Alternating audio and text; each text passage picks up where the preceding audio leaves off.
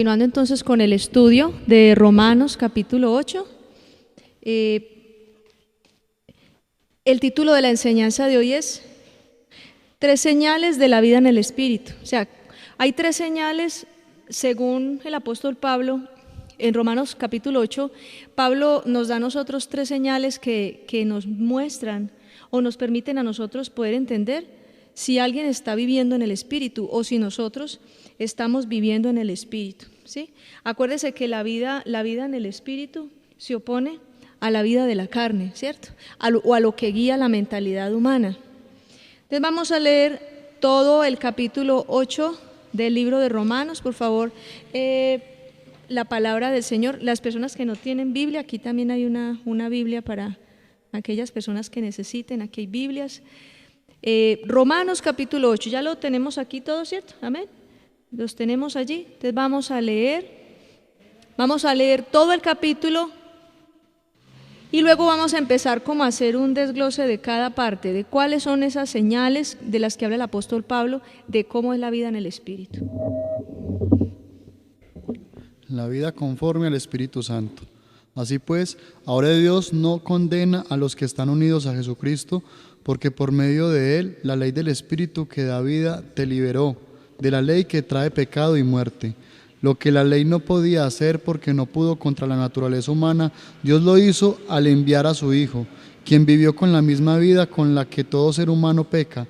Lo envió como una ofrenda para pagar por el pecado, y así Dios se valió de esa vida humana para condenar el pecado. Todo esto lo hizo Dios para que pudiéramos vivir aprobados tal como exige la ley. Ya no vivimos de acuerdo a la naturaleza humana, sino que vivimos de acuerdo al Espíritu. Los que siguen la mentalidad humana solo piensan en satisfacerla, pero los que viven según el Espíritu solo piensan en satisfacer al Espíritu. El que se deja controlar por su mentalidad humana tendrá muerte, pero el que deja que el Espíritu controle su mente tendrá vida y paz. Cuando alguien se deja controlar por su mentalidad humana, está en contra de Dios y se niega a obedecer la ley de Dios. De hecho, no es capaz de obedecerla. Los que tienen la mentalidad humana no pueden agradar a Dios. En ustedes no predomina la mentalidad humana, sino la del Espíritu, porque el Espíritu de Dios vive en ustedes. El que no tiene el Espíritu de Cristo no pertenece a Cristo. El cuerpo de ustedes está muerto por culpa del pecado, pero si Cristo está en ustedes, Dios los aprobó y el Espíritu les da vida. Dios resucitó a Jesús de la muerte, y el Espíritu de Dios vive en ustedes. El mismo que resucitó a Cristo le dará vida a su cuerpo mortal por medio del Espíritu que vive en ustedes. Por eso, hermanos, tenemos una obligación, pero no es la de vivir según la mentalidad humana. Si viven de acuerdo con la mentalidad humana, morirán para siempre, pero si usan el poder del Espíritu para dejar de hacer las maldades, vivirán para siempre. Los hijos de Dios se dejan guiar por el Espíritu de Dios. El Espíritu que ustedes han recibido ahora no les convierte en esclavos llenos de temor. Al contrario, el Espíritu que han recibido los hace hijos. Por el Espíritu podemos gritar: «Querido Padre». El Espíritu mismo le habla a nuestro espíritu y le asegura que somos hijos de Dios. Por ser hijos de Dios recibiremos las bendiciones que Dios tiene para su pueblo. Dios no dará todo lo que le ha dado a Cristo, Dios nos dará todo lo que le ha dado a Cristo, pero también tenemos que sufrir con Él para compartir su gloria. Yo reconozco que tenemos que sufrir ahora, pero esos sufrimientos no son nada comparados con toda la gloria que vamos a recibir después. Toda la creación de Dios está esperando con impaciencia el momento en que Dios muestre al mundo quiénes son sus hijos. La creación no pudo alcanzar su propósito original, pero no por causa de ella, sino porque Dios así lo dispuso. Sin embargo, queda esta esperanza, que la creación será liberada de la esclavitud de la corrupción para disfrutar luego la grandeza de los hijos de Dios. Todos sabemos que hasta hoy toda la creación se queja de dolor y sufre como una mujer con dolores de parto. No solo el mundo, sino también nosotros sufrimos, pero ya tenemos el Espíritu como anticipo de la promesa de Dios. Ahora esperamos que Dios nos dé todos los derechos como hijos suyos cuando nuestro cuerpo sea liberado. Cuando fuimos salvos, recibimos esa esperanza, pero una esperanza que se ve no es realmente una esperanza. ¿Para qué esperar lo que ya se ve? En cambio, nosotros estamos esperando lo que aún no podemos ver y lo esperamos con paciencia. De igual manera, el Espíritu nos ayuda en nuestra debilidad. Por ejemplo, cuando no sabemos qué pedirle a Dios, el Espíritu mismo le pide a Dios por nosotros. El Espíritu le habla a Dios a través de gemidos imposibles de expresar con palabras. Pero Dios nos conoce a fondo y entiende lo que el Espíritu quiere decir, porque el Espíritu ruega a favor de su pueblo santo de acuerdo a la voluntad de Dios. Sabemos que Dios obra en toda situación para el bien de los que lo aman, los que han sido llamados por Dios de acuerdo a su propósito. Dios los conocía antes de que el mundo fuera creado. Él decidió que fueran como su Hijo y quería que el Hijo fuera el mayor de muchos hermanos. Dios decidió que serían como su Hijo, pero por eso los eligió por adelantado y los aprobó dándoles su gloria. ¿Qué podemos decir de todo esto? Si Dios está a nuestro favor, nadie podrá estar en contra de nosotros. Dios mostró su favor hacia nosotros hasta tal punto que dio a su propio Hijo para que muriera por nosotros. Siendo así, ¿cómo nos va a dar junto con Él todo lo que tiene? ¿Quién podrá acusar al pueblo de Dios? ¿Quién podrá acusar al pueblo que Dios ha elegido? Dios es el que nos aprueba. ¿Quién va a condenarnos? Cristo fue quien murió por nosotros y además resucitó. Ahora Cristo está sentado a la derecha de Dios y está rogando por nosotros. ¿Podrá algo separarnos del amor de Cristo? Ni las dificultades, ni los problemas, ni las persecuciones, ni el hambre, ni la desnudez, ni el peligro, ni tampoco la muerte. Así está escrito: por ti estamos siempre en peligro de muerte. Nos tratan como si fuéramos ovejas que van al matadero. Más bien, en todo esto salimos más que victoriosos por medio de Dios, quien nos amó. Pues estoy convencido de que ni la muerte, ni la vida, ni los ángeles, ni los poderes diabólicos, ni lo presente, ni lo que vendrá en el futuro, ni poderes espirituales, ni lo alto, ni lo profundo, ni ninguna otra cosa creada podrá separarnos del amor de Dios que se encuentra en nuestro Señor Jesucristo. Amén, así es. Levante sus manos, cierre sus ojitos ahí donde está. Que el Señor aún sigue ministrando nuestras vidas. Levanta tus manos, cierra ahí tus ojos y dile: Señor, nada me podrá separar de tu amor. A pesar de lo que suceda, a pesar de lo que pasa en mi vida, aún las adversidades son una manera de tú glorificarte en mi vida, de disciplinarme, de perfeccionarme, de formar en mi fe, de probar mi fe, Señor. Quiero una y otra vez disponer delante de tu presencia mi vida. Quiero poner en tu servicio todo lo que yo soy, todo lo que tengo, mi futuro, mis proyectos. Todo está en tus manos, Señor. A pesar de las dificultades, sé que te glorificarás en todo, que no hay nada ni nadie que me pueda separar de tu gran amor. Esta es la garantía que tenemos, que nada nos podrá separar de tu gran amor, porque tu amor no depende de lo buenas personas que seamos, tu amor no depende de lo que hagamos, de lo bueno que hagamos. Tu amor depende de ti mismo y a ti te agrada amarnos. Tú nos amaste primero, antes de que nosotros te amáramos. Gracias, Señor, por tu gran amor. Enséñanos acerca de lo que es vivir en el Espíritu. Queremos, Espíritu Santo, dile conmigo: queremos, Espíritu Santo, tener tu vida. Queremos vivir la vida conforme a ti. Espíritu Santo de Dios, anhelamos hacer tu voluntad. Anhelamos, Señor, cada día tu presencia en nosotros. Ven, Espíritu Santo, satura nuestra vida, llénanos con tu presencia, porque tú eres el que vence el poder de la carne en nosotros. Tú eres el único que puede hacernos libres del poder de la carne y permitirnos ser santos, ayudarnos a ser santos. Tomamos la decisión de ser santos, tomamos la decisión de no volver atrás y de seguir adelante hacia el llamamiento que nos has hecho. Pero tu Santo Espíritu mora en nosotros. Tu Santo Espíritu, que es la garantía de que tú, Señor Jesucristo, regresarás, porque el Espíritu me da a mi espíritu testimonio de que tú eres el Señor, de que tú eres mi Dios y que hay un Dios grande en el cielo que regresará y vendrá por mí. vendrá por la iglesia y nos rescatará, vendrá por nosotros, juzgará a las naciones y establecerá la nueva Jerusalén. Esa es nuestra esperanza. Gracias, Señor, por tu gran amor. Amén. Entonces las tres señales, esas tres señales que habla la palabra, la vida en el Espíritu. ¿Qué es la vida en el Espíritu? ¿Cómo nosotros saber si estamos viviendo en el Espíritu o si estamos viviendo en la carne? Porque puede haber un caso, puede haber una persona que esté viviendo en la carne y que aparente tener una vida muy espiritual, pero está viviendo en la carne. Entonces vamos a mirar estas tres señales de la vida en el Espíritu. La primera señal, para los que están allí escribiendo, la primera señal es, cuando se vive la vida en el Espíritu, se vence el poder de la carne. La señal es la victoria sobre el poder de la carne o la derrota del poder de la carne, como lo quieran escribir. Todo lo carnal, ¿qué significa la palabra carnal? Todo lo carnal es lo que tiene que ver con el poder de la carne en nosotros.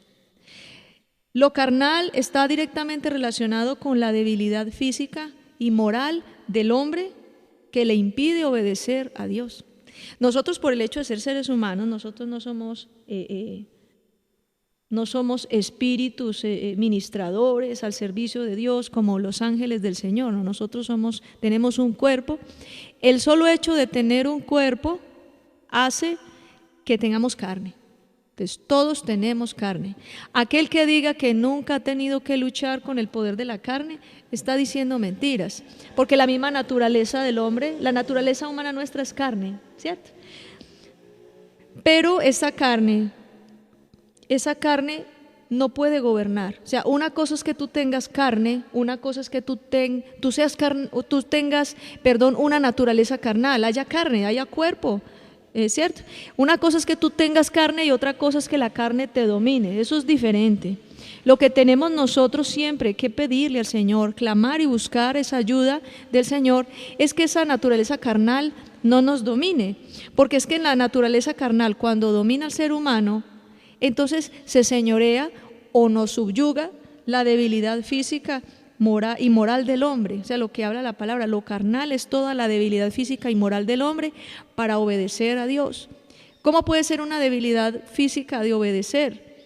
Que por ejemplo a ti te pueden hacer una invitación para ir a consumir droga y que tu cuerpo parece que se mueve solo y cuando tú reaccionas ya está cerrando la puerta.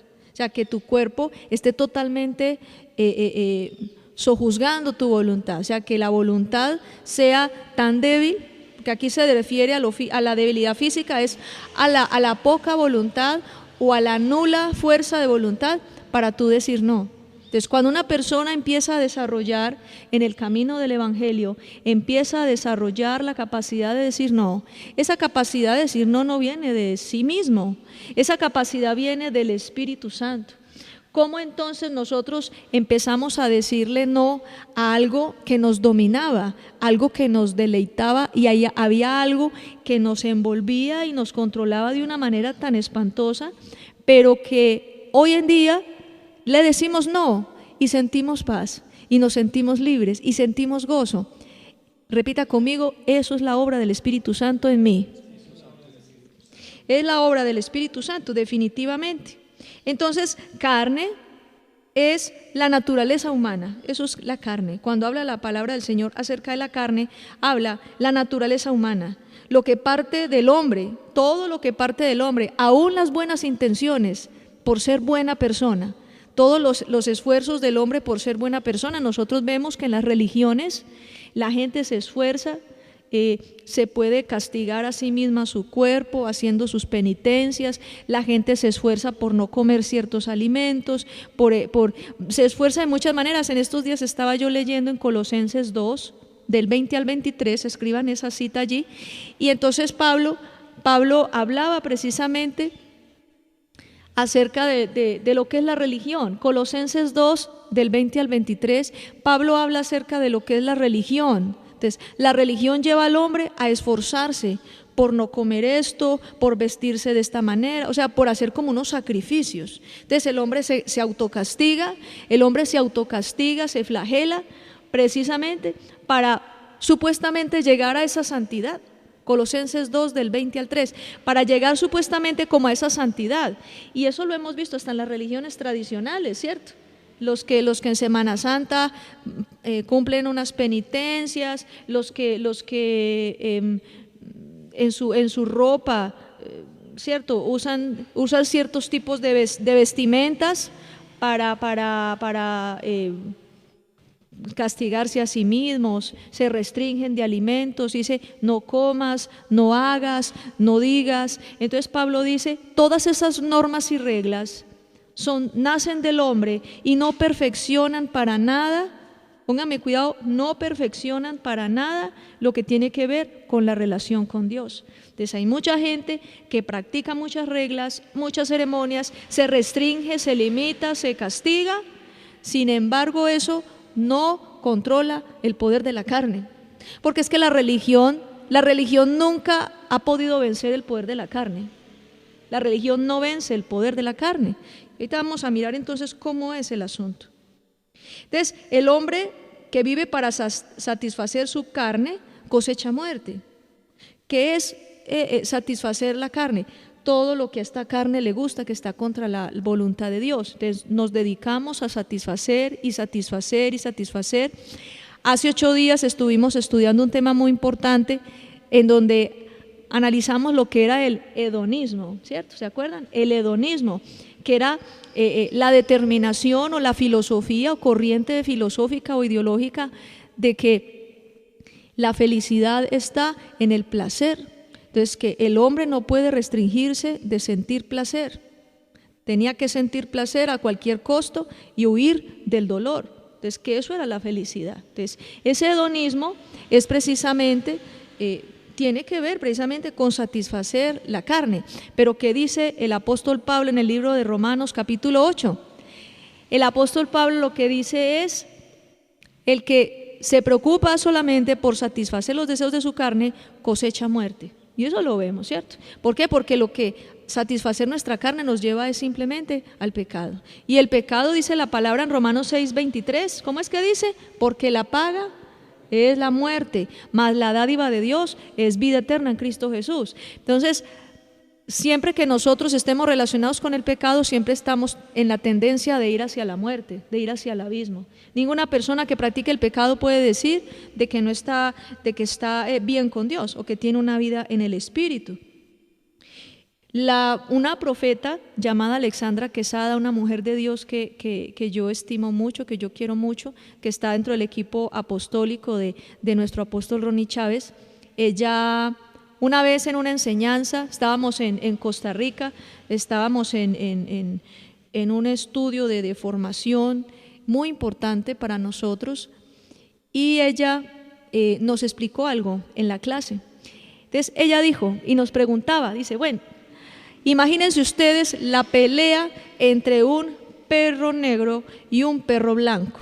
Van a pelear los dos, ¿cierto? La pelea entre un perro negro y un perro blanco. Entonces ella nos preguntó, ¿cuál creen ustedes que ganó la pelea?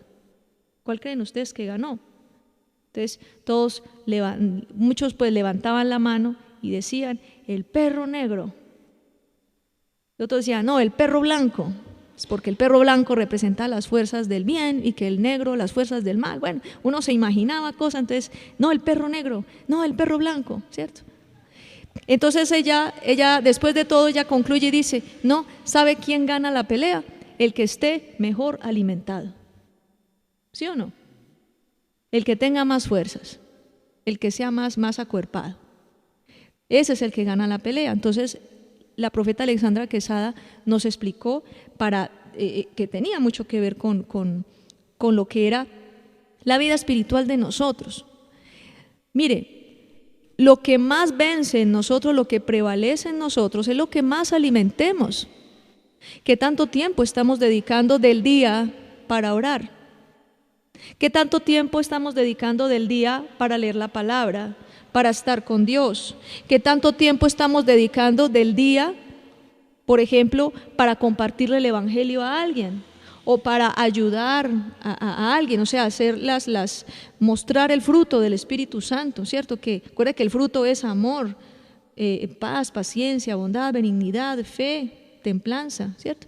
Entonces, lo que nos explicaba la profeta Alexandra Quesada es que nosotros, el resultado de nuestra vida o lo que manifestemos depende de lo que estemos alimentando más. Si nosotros alimentamos más la carne, ¿qué es alimentar más la carne? Dedicar más tiempo a aquellas cosas que al alma le gustan, o dedicar más tiempo a aquellas cosas que a esta carne le gustan, ¿cierto?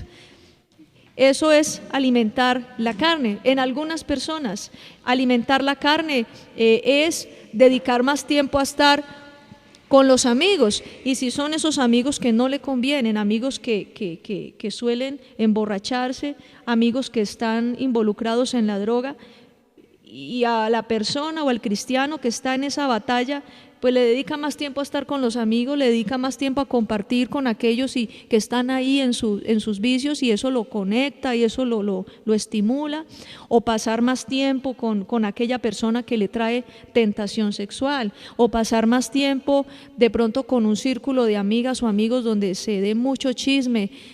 Todo en lo que tú inviertes tu tiempo, a lo que tú le das más importancia, a lo que tú más le dedicas tiempo, eso es lo que te está alimentando más, y eso es finalmente lo que manifiesta en tu vida el resultado, si eres carnal o eres espiritual. Eso es una batalla. Definitivamente Dios es el que a nosotros nos ayuda con el poder de la carne, pero si yo quiero, y les digo esto, si yo quiero vencer el poder de la carne en mí, bajo ninguna circunstancia yo le puedo dedicar más tiempo a la carne, porque es que se supone que es la que yo tengo que vencer. Yo no le puedo dedicar tiempo a la carne. Yo no puedo darle espacio para que la carne se deleite. Mientras yo más le dé espacio a la carne para que se deleite, pues obvio, más se va a fortalecer y termina dominándome, termina gobernándome. Amén. Entonces, así es como dice el Señor.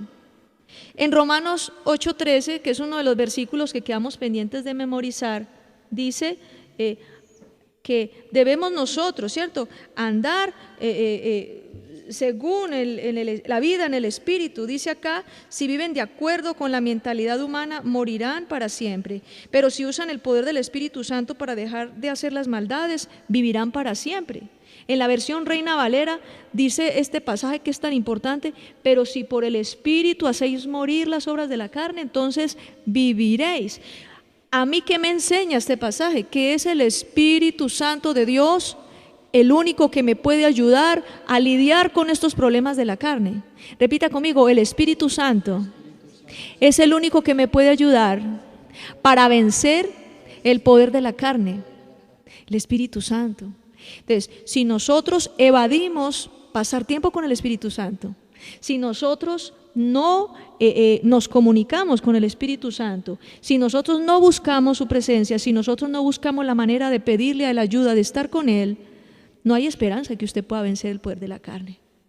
Usted puede ser muy buena persona, y como muchas personas que en las diferentes religiones hay personas que se autocastigan, y lo que decía el apóstol Pablo en Colosenses, entonces ellos se autoflagelan, se autocastigan, y usted ve que hay personas que pueden llevar un tiempo, hasta años, en una congregación, en un culto religioso determinado, durante muchos años, y de repente el hombre o la mujer se pegan la descarriada y se lanzan al estrellato, y se vuelven peores de lo que eran cuando uno los conoció antes de ser cristianos. Y uno dice, pero ¿cómo es posible? Si esta persona llevaba tantos años en el Evangelio, llevaba tantos años en el culto y esto y aquello. ¿Cuál es la respuesta? Nunca permitió que el Espíritu Santo le ayudara con el problema de la carne.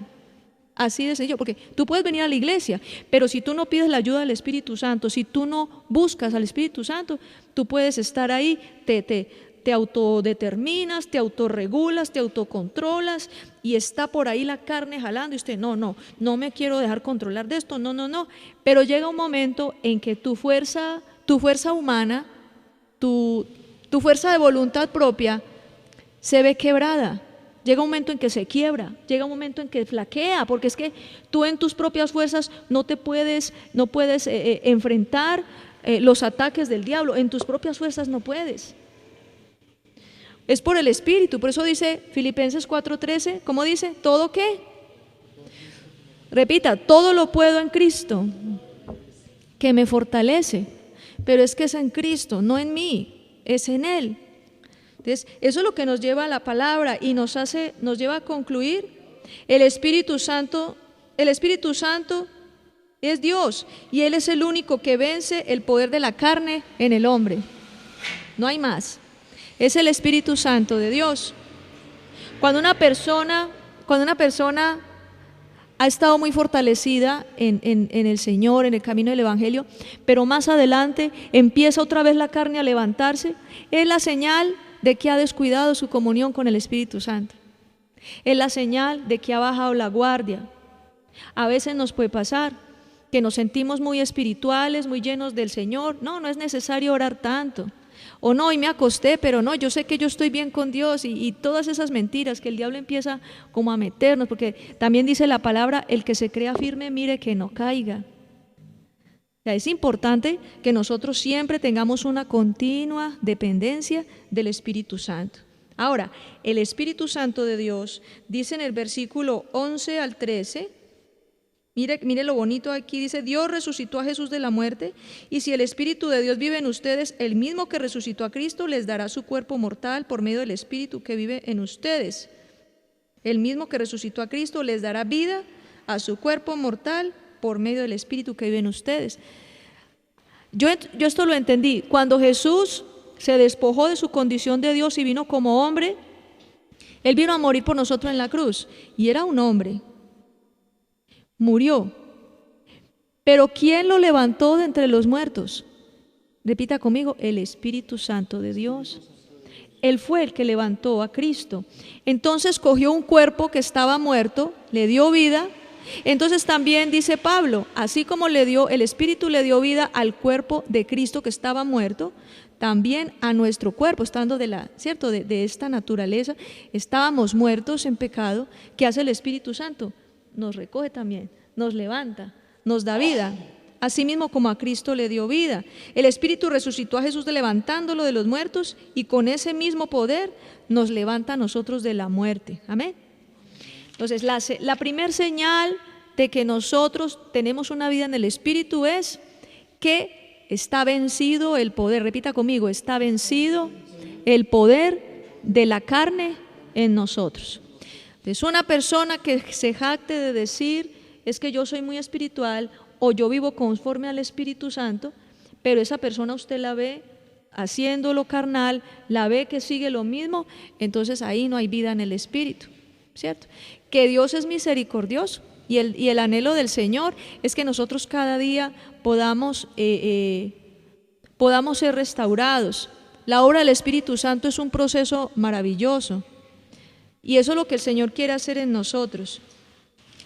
Pero es importante entonces tenerlo en cuenta. Repita conmigo, solo el Espíritu Santo vence el poder de la carne.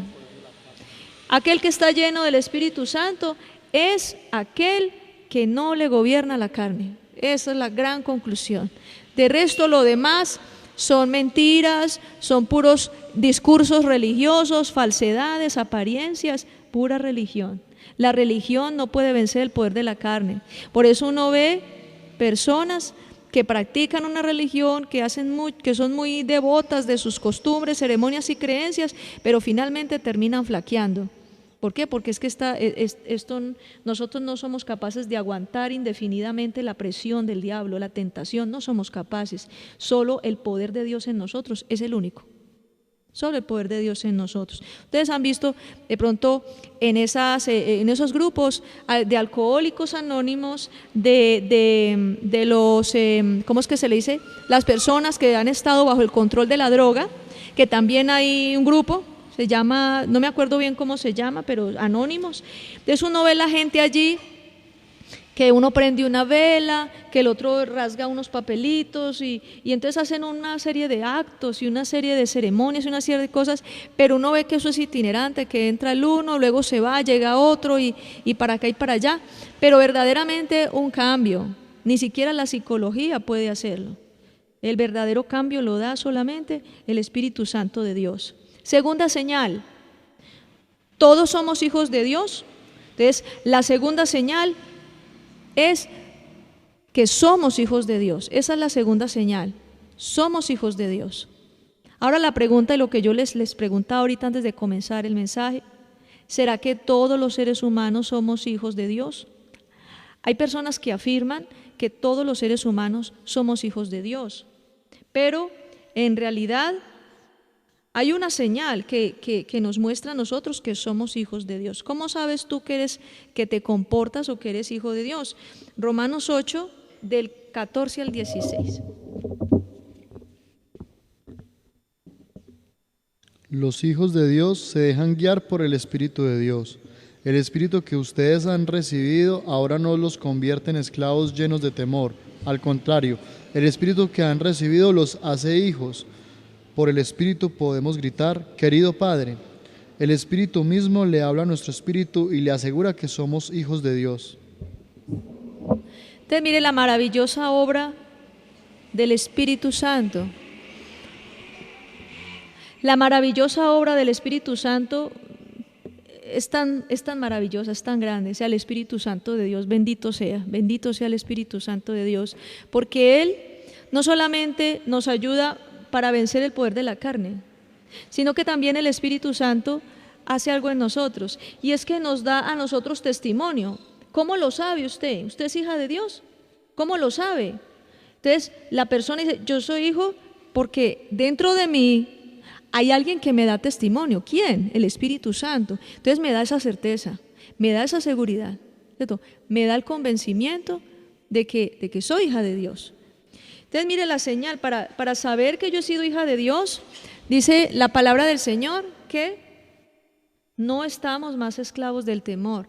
El que ha recibido, o sea, el que se ha convertido en hijo, el que se ha convertido en hijo, ya no está más esclavo del temor. Ya no está más esclavo del temor a la muerte. O sea, ya el Señor nos libera a nosotros del temor a morir. El Señor nos libera del temor a fracasar.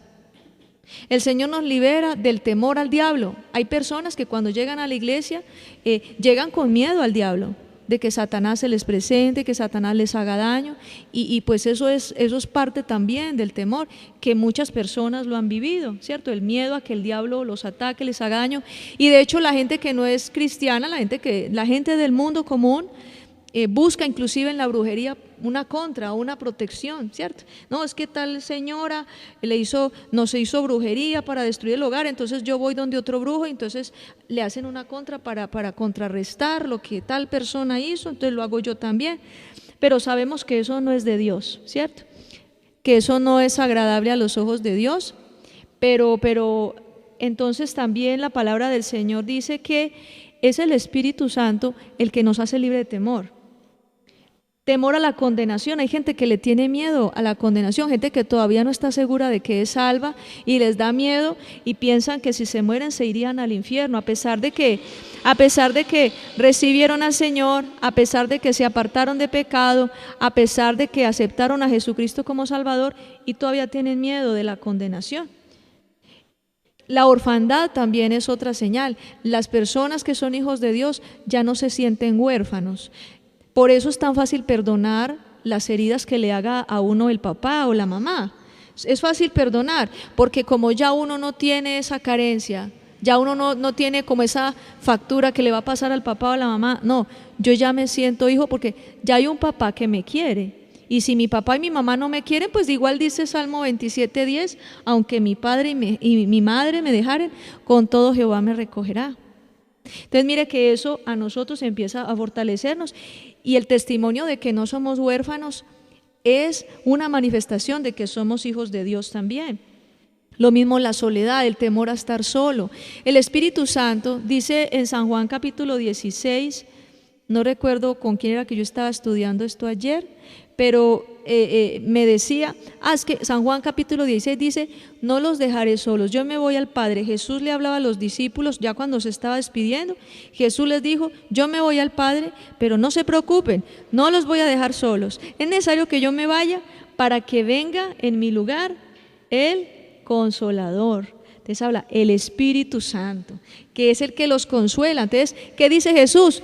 No van a quedar solos. Cuando una persona entonces vive una vida en el Espíritu, aprende que no está sola. Repita conmigo, no estoy solo. El Espíritu Santo de Dios es mi consolador, es mi compañía, es mi consejero. Él está conmigo en todas partes. Obviamente, hay lugares donde el Espíritu Santo no va a entrar con usted, ¿cierto? Y que son lugares donde usted no tiene nada que ir a hacer. El Espíritu no va a entrar, no va a ir a acompañarlo allá. Pero la palabra del Señor nos habla entonces de que ese es el Consolador que está con nosotros. Y por eso cuando estamos afligidos es normal que un ser humano esté pasando por adversidades, por desiertos y tenga ganas de llorar. Ay, pastora, es que tengo un taco aquí, tengo unas ganas de llorar horribles. ¿Será que es que soy muy carnal? ¿Será que es que soy muy pecador? No, tiene todo el derecho de llorar porque somos seres humanos y nos duele las situaciones, nos duele lo que estamos viviendo. Pero también dice la palabra que en medio del dolor es el Espíritu Santo, nuestro ¿qué? Consolador. Él es el que nos consuela. Entonces, claro, cuando una persona es libre del temor, con toda tranquilidad, le puede decir a Dios, le puede decir, Padre. Entonces podemos orar con libertad y decirle a Dios, Padre. La palabra del Señor dice en San Juan 1, versículo 12, dice, mas a todos los que le recibieron y los que creen en su nombre, Dios les dio potestad para ser hechos hijos de Dios. Entonces la pregunta es, ¿todos somos hijos de Dios? La respuesta es no, ¿cierto? No todos somos hijos de Dios, todos somos creación de Dios, pero solo adquiere el título de hijo de Dios aquella persona que ha creído en el Señor Jesucristo, que de verdad ha aceptado el Evangelio, que de verdad ha aceptado al Señor. Entonces, creer en Jesús nos hace hijos y por tanto nosotros también somos hechos coherederos de la gracia de Dios. Tenemos el privilegio de pertenecer a la familia de la fe y tenemos el privilegio de pertenecer o de hacer partícipes de todo lo que Dios le promete a su pueblo santo. Entonces nosotros tenemos derecho a todo eso. También dice la palabra en el versículo 15, creo que dice allí, en Romanos 8, dice, y cuando nosotros somos hijos, podemos clamar, Abba, Padre. Todos acá sabemos qué significa la palabra Abba, ¿cierto? Abba significa papito, papito Dios. Es una oración supremamente de confianza, de intimidad y de cercanía. Usted a su papá, cuando está con el papá, usted le puede decir apacito, o le dice papito, o le dice, como le decía yo a mi padre, le decía pito, pito, mire esto, pito, tal cosa. Es una manera tierna de uno llamar al papá, ¿cierto? Apacito, o papito, o apá, o simplemente pa. Pa, listo. Uno le llama así al padre, por cariño. Entonces la palabra Abba es una expresión de mucho cariño y de mucha confianza y cercanía con Dios. Cuando tú le dices Abba Padre, le estás diciendo papito, apacito. Le estás expresando y manifestando ese amor. Cuando tú eres hijo, tú no tienes problema en tratar a Dios como Padre. Cuando tú eres hijo, desarrollas una gran confianza de que Dios a ti te va a proveer, es el papá. O sea, de que nunca te va a dejar a ti desamparado o desamparada, que te va a proteger, que te da cobertura, que te da protección. Entonces, mejor dicho, que tú conoces a Dios como Padre. Cuando tú eres hijo, tú te comportas como hijo y lo ves a Él como Padre y sabes que Él como papá se va a encargar de ti en todas las situaciones, en todos los aspectos. Hay cristianos que asisten a las iglesias, pero lastimosamente no han conocido a Dios como Padre y entonces se turban mucho por el porvenir, se turban mucho por el que va a pasar mañana, se turban mucho por muchas cosas o no tienen como la certeza de quiénes son en Cristo, les falta identidad. El Padre da eso. El Padre da identidad, el Padre brinda seguridad, brinda cobertura, brinda confianza, el Padre brinda provisión. Entonces, todo eso en ti, cuando tú eres un hijo, todo eso se manifiesta en ti con total fe, con total certeza. Otra señal, la tercera, es que aprendemos a vivir en victoria, por encima de la adversidad. En el versículo 28 dice que antes bien, los que aman al Señor, todas las cosas le ayudan a bien. Mire, hasta las cosas malas que le pasan a uno, nos ayuda. ¿Sí sabía eso? Lo malo que le pase a usted le ayuda, hasta lo malo que le pase.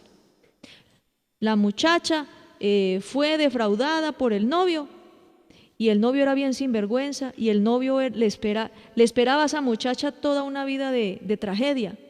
No es bueno que el muchacho la deje, así le toque llorar un tiempito. ¿Ah? No es bueno también que una persona haya hecho un negocio con alguien y que de repente ese negocio se quebró y no prosperó. Parece que puede ser bueno. ¿Por qué? Porque de pronto esa persona era hasta bien ladrón, bien sinvergüenza. Y hubiera sido una gran tragedia que esa persona hubiera seguido haciendo negocios con él. Entonces, gracias a Dios, mire, las personas que Dios a uno le quita del camino, aunque uno sufra por un tiempito, es una bendición que Dios pone. También la palabra del Señor nos habla que todas las cosas en general nos ayudan a bien, pero cuando una persona no entiende esto, las personas se desenfocan, las personas pierden como la dirección de lo que está sucediendo, y por eso hay muchas personas que se suicidan. Hay personas que viven una situación difícil y no entienden que simplemente es una enseñanza que Dios les quiere dar. Hay personas que se confunden y hay personas que no comprenden. Mire, cuando alguna cosa a ti no te resulta en la vida, cuando una persona te defrauda, cuando pasa algo, tenlo por seguro. Romanos 8:28 dice, repita conmigo, los que aman al Señor, todas las cosas le ayudan a bien, hasta lo malo te ayuda, hasta lo que te hace llorar, hasta lo que no te guste, hasta lo que te cause dolor, te ayuda, porque así lo dice la palabra. Hay gente que se aparta del Evangelio porque no entiende que es simplemente un proceso del Señor. Hay personas que renuncian al llamado. ¿Por qué renuncian al llamado? Porque no comprenden que todo lo que pasa es una preparación de Dios. Hay gente que puede estar en una iglesia y sirviéndole al Señor, pero vino una disciplina, se encontró, como habíamos estudiado, ¿cierto?, una persona de autoridad que le puliera y que le afligiera. Entonces esa persona, en vez de entender el proceso de Dios, se va de la iglesia y punto. Entonces hay personas que no entienden los procesos, hay personas que no entienden que Dios está obrando. Mire, Dios está obrando su perfecta voluntad. Dice la palabra también, Jehová cumplirá su propósito en mí. Dice también, creo que el Salmo 138:8, dice que aquel que la buena obra inició será fiel en completarla. Es que Dios no deja las cosas inconclusas, Dios no deja los procesos a medias. Si tú dijiste un día, Señor, te entrego mi ser, te entrego mi vida, te entrego todo lo que soy, si eso tú lo dices, tenlo por seguro que el Señor te está formando. Tenlo por seguro que el Señor está haciendo en ti una obra y que no te va a soltar hasta que no termine su preparación. Amén. Salmo 30, versículo 5, ¿cómo dice?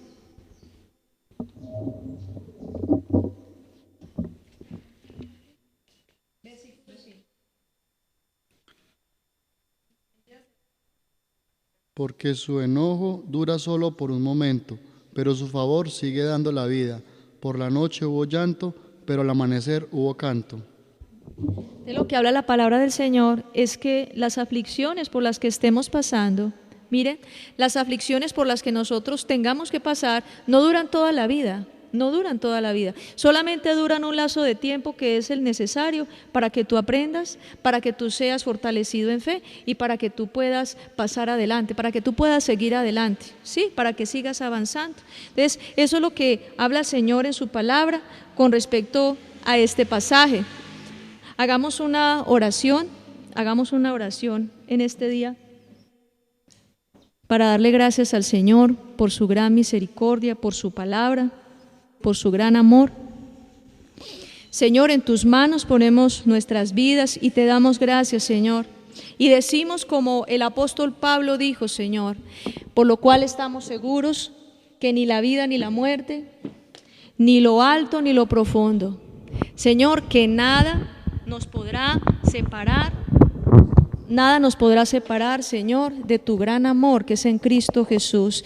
Dígale conmigo, Señor, ni la vida ni la muerte, ni lo alto ni lo profundo, ni ángeles, ni principados, ni potestades, ni lo pasado, ni lo presente, ni lo porvenir, nada nos separará del amor de Dios que es en Cristo Jesús. Tú nos das las fuerzas, Señor, para seguir adelante. Tú nos das las fuerzas, Señor, para seguir avanzando.